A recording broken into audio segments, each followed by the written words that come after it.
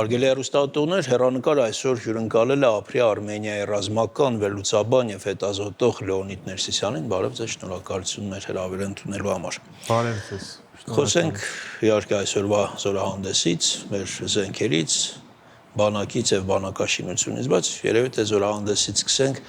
Դուք ինչ տպավորություն ստացաք այդ զորահանդեսից։ Դե պետք է նշել, որ շատ մեծ զորահանդես էր, երկար տևեց եւ նաեւ պետք է նշել, որ այն ինչը որ ցուցադրվում էր այսօր, նախորդում բաց, ասենք 90%-ը չի ցուցադրվել կամ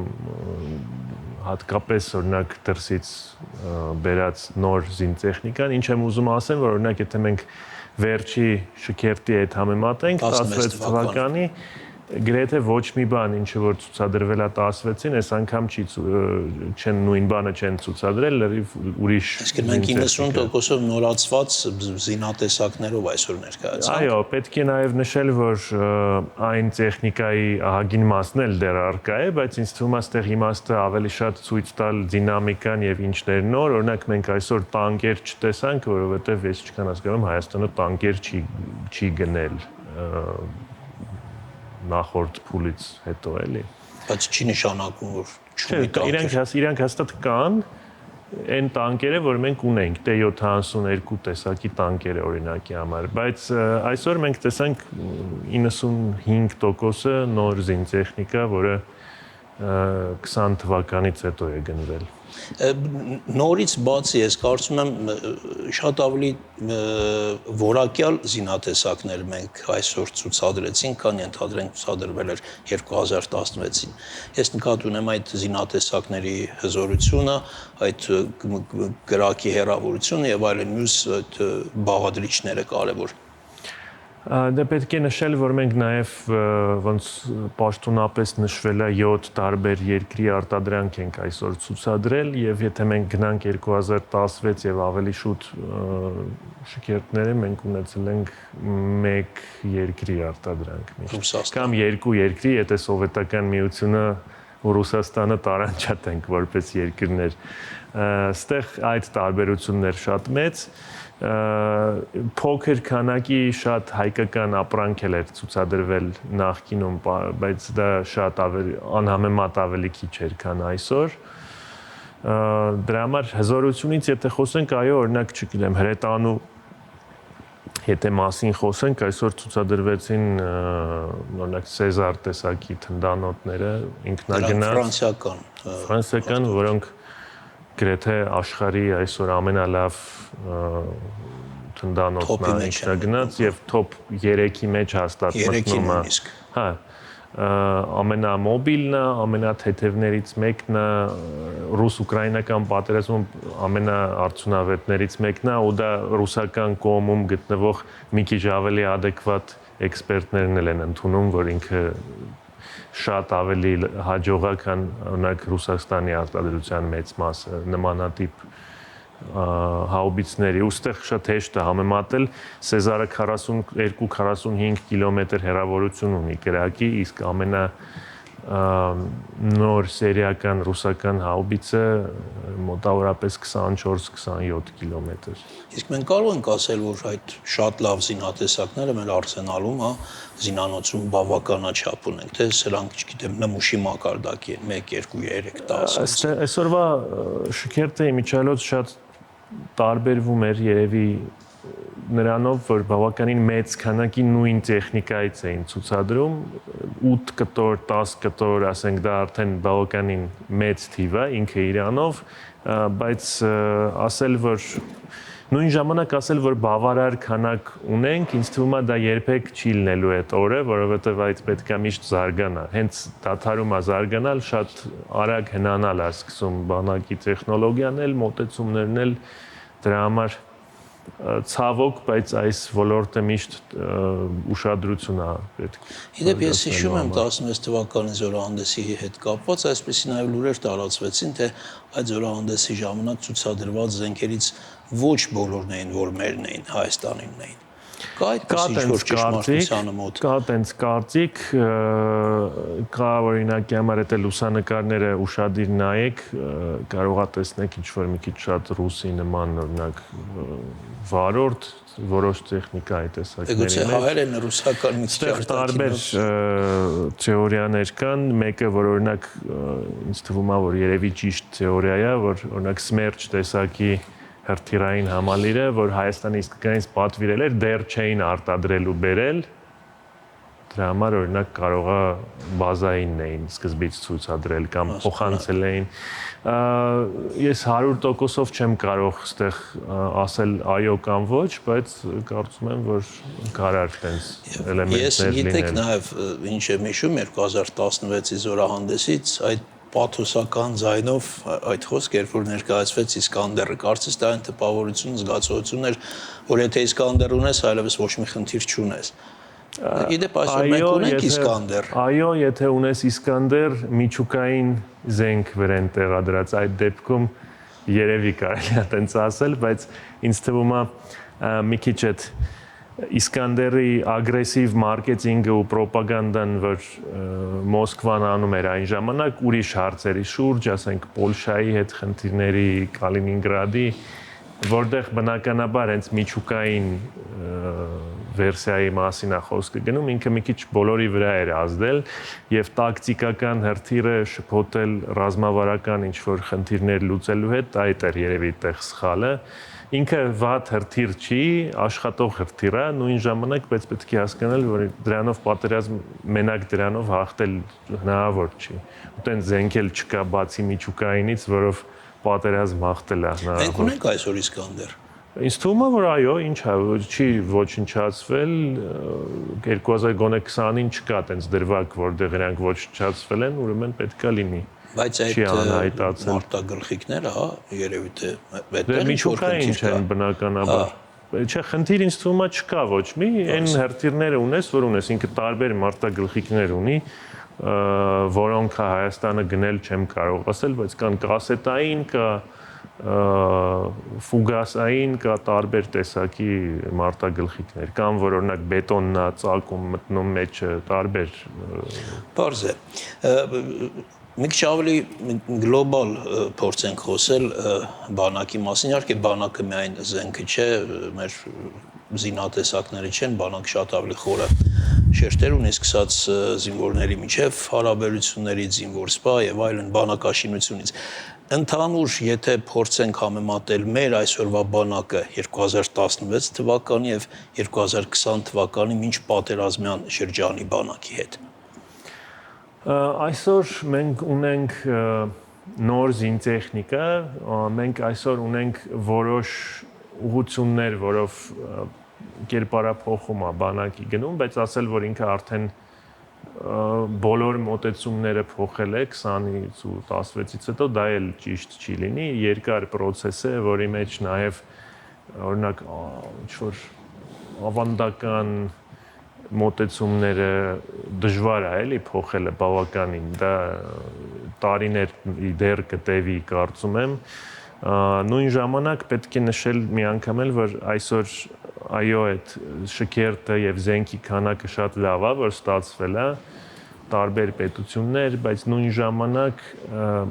ինքը համ դիվերսիֆիկացիա է, համ ու ստաբիլություն է երկրին տալիս, որ օրինակ մեկի հետ հարաբերությունները փչանան,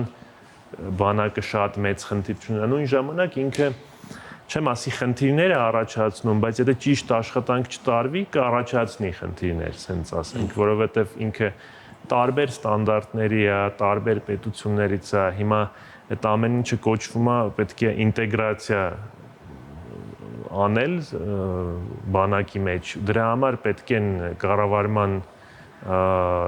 թվային համակարգեր, դրա համար պետք է բանակցել այդ բոլոր պետությունների եւ ընկերությունների հետ, որ իրենք թողեն եւ ծրագրային պրոտոկոլներ հատկացնեն, որ այդ իրար հետ խոսա։ Այդ ամեն ինչը պետք է անել, թե չէ դա ավելի շատ խնդրեմ կարա դառնա այդ մեծ տարբեր քանակը, քան Ձեր նշած բոլոր այդ հանգամանքները, բաղադրիչները միմյանց հետ համեմատելով, այսպես ասած, բոլոր պլյուս մինուսները հաշվի առնելով, մենք կարող ենք ասել, որ այսօր ունենք ավելի լավ բանակ, քան 20-ի պատերազմից առաջ։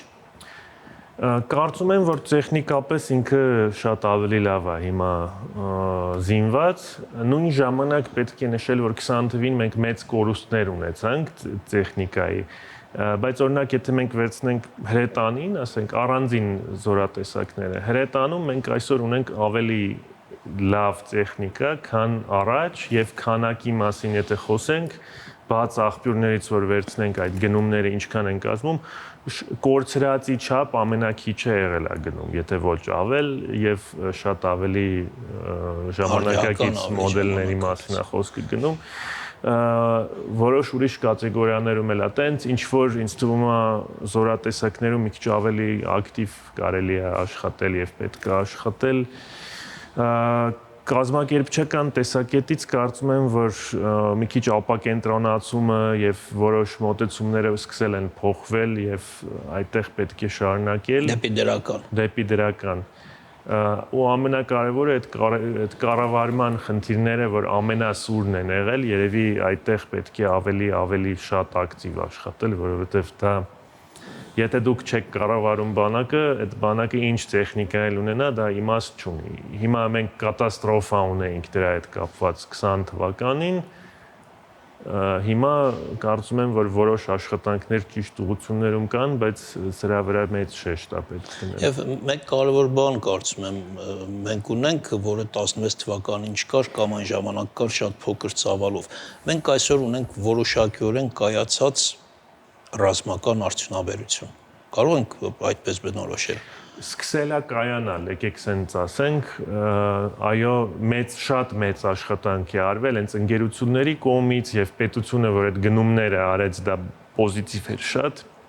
թույլ տվեց, որ ընկերությունները մի քիչ էլ զարգանան, դա պետք է շարունակել, որովհետեւ կարծում եմ, որ 3-ից 5 տարուց, որ էլի կարողանան ընկերությունները աշխատել, գումար վաստակել ու զարգանալ, իրենք արդեն կկարողանան ավելի ակտիվ դրսում էլ վաճառքներ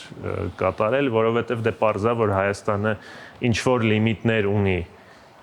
շուկայի չափի հետ կապված, ասենք, չգիտեմ, X տեսակի անօդաչու սարք կամ այսօր այդ Ատլանտ տեսակի 122 մմ-անոց հրթիռային համալիրը գրադի նման, ասենք, չգիտեմ, դրանից օրինակ մաքսիմում 150 հատ է պետք Հայաստանում պայմանական կամ 200 հատ։ Հիմա դա արտադրելուց հետո պետք է կարողանաս ուրիշ տեղ էլ վաճառես ու ստեղ դրա համար պետք է որ ընկերությունները մի քիչ էլ ժամանակ ունենան, մի քիչ էլ զարգանան ու հասկանալի է։ Ես մտածում եմ, թե ռազմական այդ արդյունաբերության ներուժը մեր մոտ նոր ձևավորվեց, թե նախկինում կար, բայց ինչու նախկինում հարցս այն է, որ այս ամենը չէր արվում։ Ինչու մենք չէինք զարգացնում ռազմական արդյունաբերությունը 10, 20, 25 տարի առաջ։ Որովհետև դրա համար պետքա ջանք դնել, դրա համար պետքա հասկանալ ինչ անել եւ մեր դեպքում իմ սուբյեկտիվ կարծիքն է 16 թվականին այս շարժը ակտիվ սկսվեց ինձ թվում է 80%-ով գոնե պայմանավորված ապրիլյան պատերազմով, այսինքն դրանից հետո դա մեզ մտածելու ինչ որ նոր ընկերություններ սկսեցին օրինակ դրոնների թեման դրանից հետո զարգացնել, բայց ինքը առաջ սկզբում ինձ թվում է 80%-ով էնտուզիազմ էր նրանց, ով որ դրանով զբաղվում էր, պետությունը մի քիչ ինչ որ սկսեցին դրանով զբաղվել, շատ ավելի սահմանափակ դեռ, բայց այդ էնտուզիազմը որ չլիներ, ինձ թվում է ոչ մի բան չէր ստացվի։ Հիմա մենք այսօր օրինակ տեսանք մի ընկերության դրոններ, որ ես հիշում եմ, որ սկսում էր տենց լրիվ են գարաժային ստարտափի լոգիկայում մենակ ամեն ինչ անելով, հիմա լրիվ ուրիշ արդեն գտնվում է մակարդակում այդ ամեն ինչը։ Դրա համար ասել, որ առաջ մինչև 16 թիվ ունեցել ենք սովետի ժամանակ, որպես սովետի հենց ինդուստրիայի ինչ-որ կտորներ տարբեր արտադրելու ռազմական էլեկտրոնիկայի հետ կապված, բայց հետո ինքը այդ ամեն ինչը բնականաբար համարյա փլուզվել էր ամեն ինչը։ Ու այս սենց ասենք ինձ թվում է, որ այս նոր ռազմարտունաբերությունը 90%-ով նոր մարտիկ են դրանով զբաղվում այն ամեն ինչի հետ կապ չունեցող էլ։ Այսօրվա այդ միջոցառումից տպավորիչ էր նաև այդ ռոբոտ շները, հա, շատ հետաքրքիր էր, դրանք ինչ են, ինչ ֆունկցիա են կատարում։ Բավականին պարզ բան է, տեխնոլոգիա է, դա այս պահին։ Դրանք հայկական։ Ինձ թվում է չլսեցի ճիշտն ասած, երբ որ հայտարարում էին ինչ նշվեց, որովհետև չէի առնչվել առաջ կոնկրետ դրա հետ։ Ինձ թվում է, եթե հայկականն էլ է, երևի զբորկա կարող է լինի, չեմ կարող հաստատ ասել, բայց ինքը այս պահին թույլ է տալիս, ասենք, թեթև ինչ-որ հետախուզական խնդիր, օրինակ շենքի առաջի հարկ պետք է, օրինակ, սպեցնազի խումբը մտնի,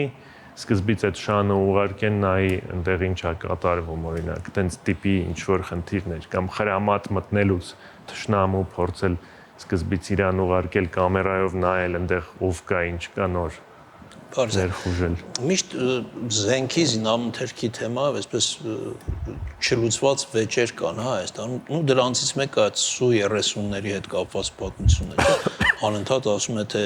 ինչի մենք գնեցինք այդ թանկարժեք Su-երը, եթե հրթիռների չունենք, ես չգիտեմ, հիմա մենք ունենք այդ Su-երի հրթիռները եւ դրանք լիարժեք են արդեն որպես այդքան թանկարժեք ունեցող զենք։ Պարադից, որ նայեք Շկերտից նկարներն ու վիդեոն, տակը կտեսնեք բավականին տարբեր հրթիռներ, նաև ինչքան ես տեսա մի հատը թևավոր ռումբեր, տենց մի անգամից դժվարանում եմ ասեմ, որ երկրից, բայց նոր զենքեր։ Ստեղ հարցը Su-30-ի ավելի նա եթե այդ որոշումը ի սկզբանե ճիշտ էր թե ոչ ու հենց Su-30-ի մասին է խոսքը այստեղ գնում կործանիչ առնել չառնելու մասին չի խոսքը գնում այն պահին ուրիշ բան Հայաստանը չէր կարող գնել բայց եթե մենք օբյեկտիվ նայենք աշխարհում ինչ կործանիչներ են արտադրում դա Su-30-ը չպետք է լինի այնինչ որ Հայաստանը օրինակ պետք է շարունակի գնել ու ստեղ այդ 4 հատի խնդիրն է մեկ էլ որ սկզբանե պլանները 12 հատ էր, չհասցրեցին պատերազմը սկսեց, հիմա ուրիշ արդեն պրիորիտետներ կան 4 հատը ինքը քիչ է, էլի, այդ շատ խնդիր լուծելու համար, գոնե 12 հատ կործանիչը մինիմալ ինչ-որ քանակն է, որ համարվում է մարդունակ։ Շնորհակալություն եւ դարձյալ խոսելով ընդհանուր բանակի մասին մենք կարող ենք այսպես ամփոփելով նաև զրույցը ասենք որ մեր բանակը դեպի դրական զարգացումն այսինքն առաջ է գնում այս բոլոր խնդիրներով հանդերձ բոլոր խնդիրներով հանդերձ բայց ամեն դեպքում մենք առաջ գնացող բանակ ունենք Կարծում եմ, որ առաջ գնում ենք, նույն ժամանակ ես միշտ աշխատելու եմ ու պետք չի շատ միշտ ինչ-որ կրիտիկայի տեղ պետք է թողել, որովհետև որպեսզի հետո զարգացման տեղ նաև լինի նորից։ Չափից շատ սկսենք գովալ, ամեն ինչ կանգնելու է, ինձ թվում է, հենց բոլորը սկսեն մենակ գովալ, մենք արդեն այդ ունեցել ենք մի անգամ նկատի ունեմ, առաջ շարժ կա, բայց այդ շարժը միշտ պետք է լինի ու պետք է միշտ աշխատել, որ այդ շարժը ավելի արագ լինի, չկանգնել մեկ կետում եւ հուսով եմ տենց էլ կշարժվենք։ Շնորհակալություն հետաքրքիր զրույցի համար այսքանը հարգելի հեռուստադիտողներ մեր հյուրն էր ապրի Արմենիայի ռազմական վերլուծաբան եւ հետազոտող Լեոնիդ Ներսիսյանը